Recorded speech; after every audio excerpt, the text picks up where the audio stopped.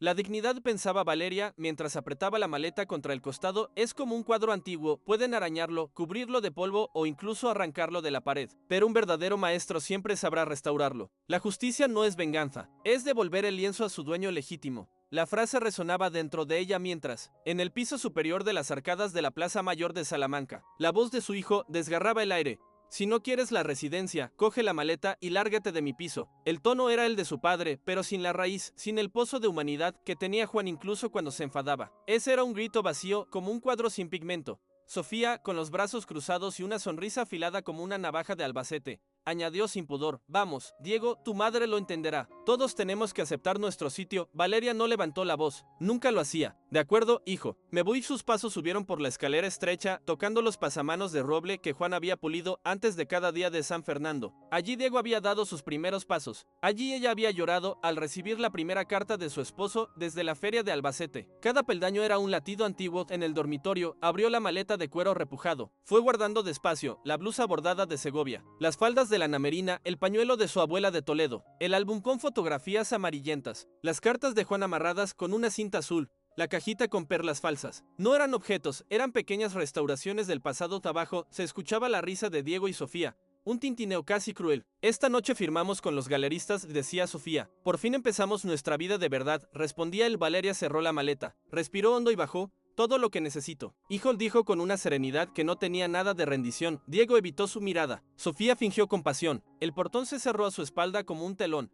Aún no había llovido, pero el cielo estaba tenso, de un azul casi negro, cargado como un pecho contenido antes del llanto. Los soportales estaban llenos de turistas, risas, cámaras, ese bullicio de domingo que siempre hacía vibrar la plaza. Pero Valeria caminaba por el centro como quien atraviesa un sueño a punto de romperse. Había algo que la quemaba por dentro, un nudo no de tristeza, sino de revelación. Esto no es una despedida, pensó. Es el comienzo de la restauración. El viento levantó un mechón de su cabello, y por un instante, entre la gente y los cafés al aire libre, creyó ver a Juan. No un fantasma, un recuerdo sólido. Él, con sus manos grandes llenas de barniz, diciéndole: cuando dañen tu cuadro, Valeria, no lo entrejes, restaura. Sus ojos se humedecieron, pero no lloró. Al doblar hacia la arcada norte, una voz familiar la sacó de sus pensamientos. Valeria, ¿qué haces con una maleta? Era Tomás, el restaurador del Museo Provincial, amigo de Juan desde hacía décadas. Llevaba una carpeta de planos bajo el brazo y el delantal manchado de pigmento todavía atado en la cintura. Sus ojos, siempre atentos, se ensombrecieron cuando vio el gesto de ella. Diego. Empezó ella, pero la frase se quebró. Tomás no necesitó más.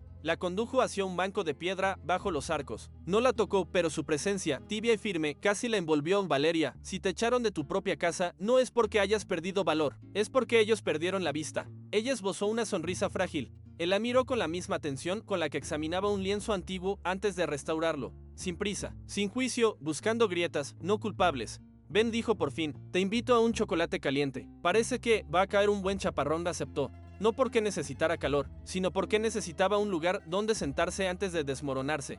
En la mesa del café. El ambiente era íntimo, pero perfectamente inocente. Vapor que subía de las tazas, el murmullo de conversaciones ajenas, la lluvia que por fin golpeaba los balcones de la plaza. Tomás le dejó su chaqueta sobre los hombros, un gesto suave, casi reverente, sin romper ninguna regla ni invadir ningún espacio. La cercanía entre ellos era como un claroscuro, luz y sombra, tacto apenas sugerido, electricidad que no necesitaba ser explícita para sentirse real. A veces sus manos se rozaban cuando él movía la taza hacia ella, y ese roce, tan pequeño, tenía la intensidad de un secreto compartido. Valeria se dio cuenta de que hacía años nadie la miraba así, como si aún fuese un lienzo digno de contemplación. Valeria, susurró Tomás. Ella levantó la mirada. No estás sola, y no vas a quedarte sin hogar. Aquella frase, sin ser una declaración, era más íntima que cualquier caricia. Afuera, un trueno retumbó encima de la plaza, un grito de cielo que parecía acompañarla, y por primera vez en muchos meses, Valeria sintió que algo en ella empezaba a recomponerse. La restauración había comenzado. La lluvia seguía cayendo sobre los tejados de la Plaza Mayor cuando Valeria y Tomás salieron del café. El aire olía a piedra mojada y castañas asadas. Tomás insistió en acompañarla hasta la puerta del edificio donde había vivido gran parte de su vida, pero Valeria negó con delicadeza. Había algo en su interior que pedía silencio, un espacio íntimo donde pudiera acomodar el vértigo de la tarde. Él entendió sin palabras. Los buenos restauradores saben cuando no tocar un lienzo recién expuesto al aire. Si necesitas cualquier cosa, lo que sea, murmuró Tomás. Lo sé, respondió ella, con una gratitud que le calentó el pecho. Tomás se alejó bajo los soportales y Valeria se quedó unos segundos contemplando las luces reflejadas en los charcos. Fue entonces cuando escuchó un motor grave, elegante, completamente fuera del tono habitual de la plaza. Giró la cabeza y vio como un Aston Martin de B5 negro, impecable, con matrícula madrileña. Se detenía justo delante de la entrada. Un hombre salió del vehículo, traje oscuro, guantes negros, postura pulida como el acero de un bisturí. ¿Señora Valeria Guzmán?, preguntó con respeto. Antes de que ella pudiera responder, la puerta del edificio se abrió de golpe. Diego bajó apresurado, con expresión crispada. Sofía lo siguió, intentando mantener su sonrisa artificial. ¿Qué está pasando?, soltó Diego. ¿Quién? El chofer inclinó la cabeza con profesionalidad. El señor Velasco envía sus saludos. El nombre cayó como un trueno seco. Diego palideció al instante.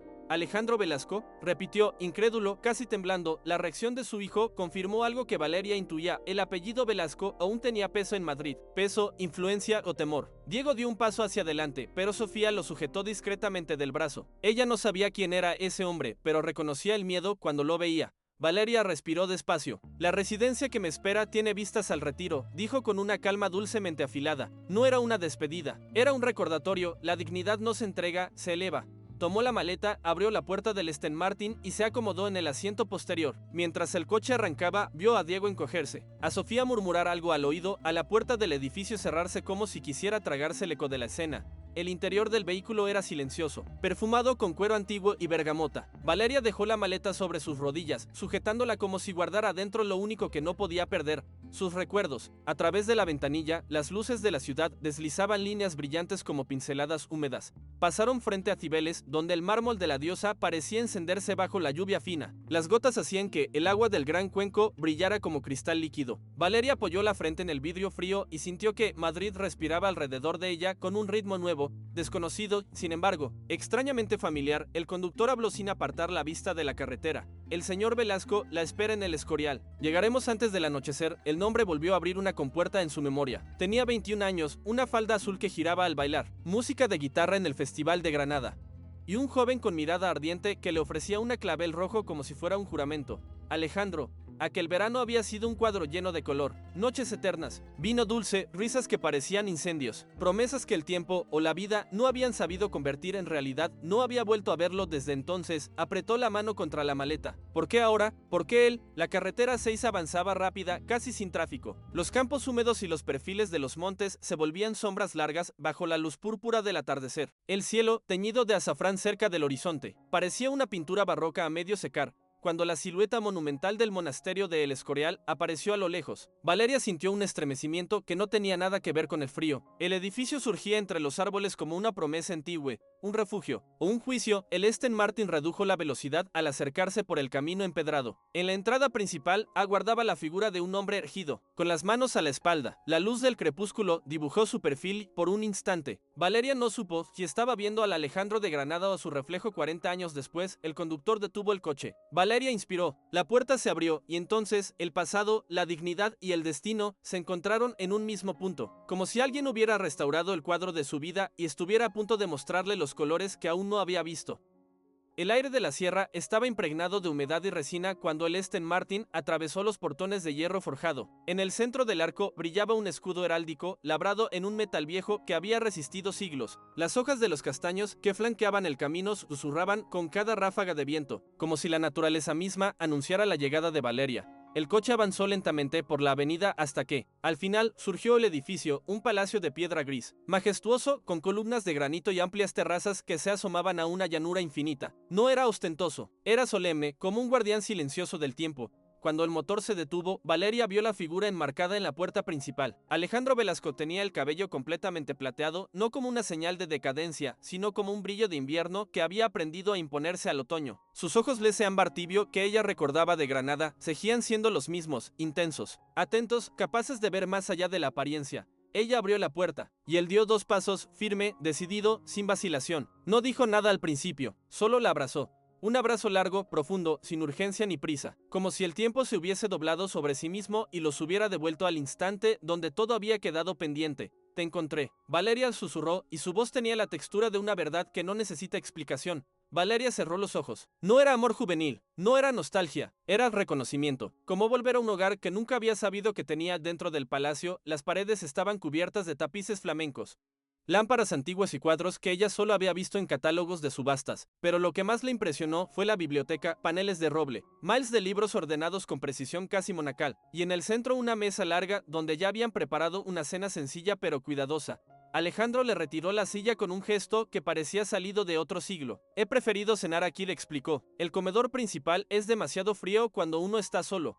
Durante la comida, él le habló de su vida desde aquel verano en Granada, de cómo se convirtió en viudo hacía 10 años, de su imperio de galerías de antigüedades que se extendía desde Madrid hasta Sevilla, de las piezas que había salvado de colecciones arruinadas, y de la soledad que, por más éxito que tuviera, nunca había podido llenar. Valeria, con la voz suave pero firme, le contó de Juan, de su amor honesto, de la enfermedad que se lo llevó demasiado pronto. Le habló de Diego, de cómo lo había criado con la devoción de quien pule un lienzo cada día, y de cómo Sofía había sembrado una sombra fina, casi imperceptible, entre ellos. Finalmente, confesó la escena de la expulsión, el grito arrancado de la boca de su propio hijo. Alejandro apretó el borde de la mesa, conteniendo la rabia. Fuiste la mejor madre, Valeria dijo, mirándola como si quisiera sostenerle el peso que cargaba. Hizo una pausa, dejando que las palabras encontraran su sitio. Ahora serás la mejor tú, te lo prometo.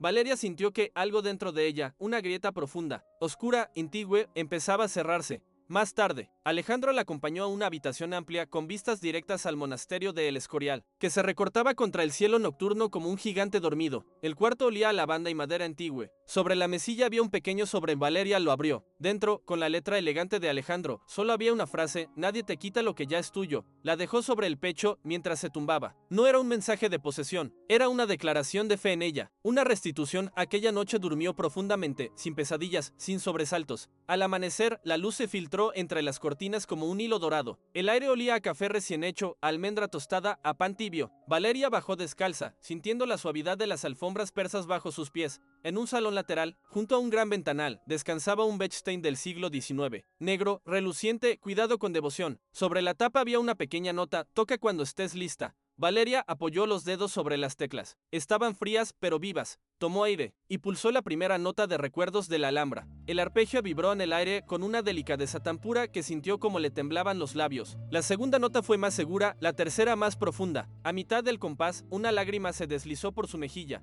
pero estaba sonriendo, porque aquella música no era un recuerdo, era un renacimiento. Tras la última nota del Bechstein, el silencio del palacio se volvió casi sagrado. Valeria dejó caer las manos sobre su regazo y respiró hondo, como si esa melodía hubiese limpiado algo que llevaba años oxidado dentro de ella. A los pocos minutos, escuchó pasos en el pasillo. Alejandro apareció con una carpeta de cuero entre las manos. ¿Dormiste bien?, observó con una sonrisa breve, casi imperceptible. Como hace décadas, respondió ella. Él depositó la carpeta sobre la mesa, la empujó hacia ella con solemne suavidad. Quiero que manejes mis galerías en Salamanca y Sevilla. Confío más en tus ojos que en cualquier asesor que haya tenido, y tú conoces el valor real de una pieza. Lo vi cuando ayudabas a Juan en su tienda. Valeria abrió la carpeta. Dentro había catálogos, inventarios, listas de restauración, contratos con coleccionistas y fotografías de salas repletas de esculturas, porcelanas y lienzos. Era un mundo que no le era ajeno. Recordaba las noches en que revisaba las cuentas de la tienda de Juan, ajustando números mientras se limpiaba marcos antiguos a Alejandro. Esto es demasiado. No, esto es lo que mereces, dijo él sin titubear. No estoy regalándote nada. Estoy confiando en alguien que entiende la belleza sin aprovecharse de ella. En el fondo de la carpeta, Valeria encontró un cuaderno de tapa dura, encuadernado en piel, con las iniciales de Alejandro grabadas en oro. Lo abrió con curiosidad. Era un diario personal, lleno de reflexiones sobre arte, soledad, voces del pasado. En una página, escrita con tinta azul, leyó: un día, el hijo que la echó sabrá lo que es perder la obra más grande que tenía. Sintió un ligero estremecimiento, no por la dureza de la frase, sino porque contenía una verdad que ella aún no se atrevía a mirar de frente. Siguió revisando papeles hasta que, entre informes y catálogos, encontró un documento que le heló la sangre: la hipoteca de su apartamento en Salamanca, la fecha hace 6 meses. El firmante, Diego Guzmán. El problema, el trazo de la firma no era de Diego adulto, era la firma que él usaba de joven en la universidad, copiada, forzada, falsa. Valeria no pestañeó. Tomó el móvil, fotografió el documento con la precisión de quien registra una pieza frágil. No rompió nada, no gritó. La restauradora que había en ella sabía que el silencio es, a veces, un bisturí más afilado que la furia. Aquella tarde, mientras revisaba archivos en el salón, escuchó golpes nerviosos en la puerta principal. Alejandro la miró desde el balcón. Creo que tienes visita, murmuró. Cuando el mayordomo abrió, Diego entró como una sombra desordenada. Tenía el cabello húmedo, los ojos hinchados, la ropa arrugada. No era el hijo orgulloso que la había expulsado. Era un hombre derrotado. Mamá, dijo con la voz rota. Diego, respondió ella, sin moverse. Él se acercó tambaleante. Perdí la galería. Sorbió aire, desesperado. Me endeudé con coleccionistas, con prestamistas. Sofía se fue. Me dejó cuando supo que no podía pagarles. Mamá, no sé qué hacer. Valeria lo observó con un silencio que lo desarmó completamente. Luego deslizó sobre la mesa las fotos de la hipoteca. Ampliadas en la pantalla del móvil, Diego se puso blanco. Mamá, yo puedo explicar, no quiero explicaciones, lo interrumpió ella, pero sin alzar la voz. Bajó el móvil lentamente, como un juez que dicta sentencia sin necesidad de un mazo. No voy a denunciarte. Diego tragó saliva, incrédulo. Entonces, tu castigo, dijo ella, clavando los ojos en él, es mirarte al espejo y reconocer lo que te has convertido. Ese reflejo te perseguirá más que cualquier tribunal. Diego se encogió. Por primera vez en su vida parecía pequeño, casi irreconocible. Valeria se levantó. No había rabia en su rostro, solo una claridad implacable, la misma que tiene un restaurador cuando descubre la mancha que arruinó un lienzo. Vete. La palabra cayó como una losa. Recuerda algo, Diego, nunca pises a quien sabe callar, porque el silencio también se hereda. Y también vuelve. Él retrocedió, balbuceando, casi sin aire. El mayordomo abrió la puerta. Diego salió, y esta vez fue el propio mundo el que lo expulsó. Cuando el eco de sus pasos desapareció, Valeria sintió que el palacio respiraba distinto, más ligero. Alejandro la observaba desde el fondo de la sala, sin intervenir. Con una admiración silenciosa y profunda, ella volvió a su carpeta. Tomó un catálogo y lo abrió como quien retoma una obra pendiente. Su restauración continuaba.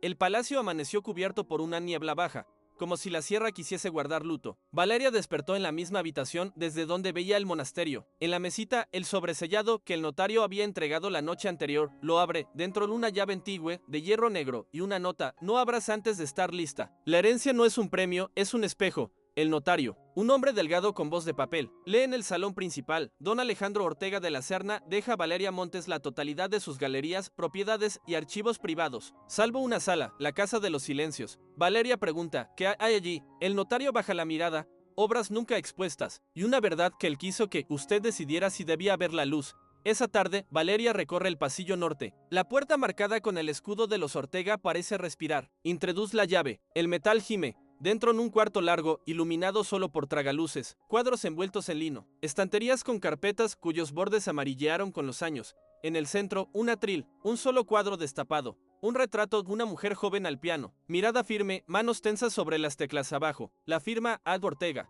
Al lado, una línea escrita a mano: la fuerza que nunca tuvo mi sangre la encontré en la tuya. Valeria retrocede un paso. No sabía si llorar o sonreír. La puerta se cierra sola detrás de ella. Alguien aplaude suave. Pensé que vendrías antes, dice una voz familiar. Valeria gira. En la sombra está Juan.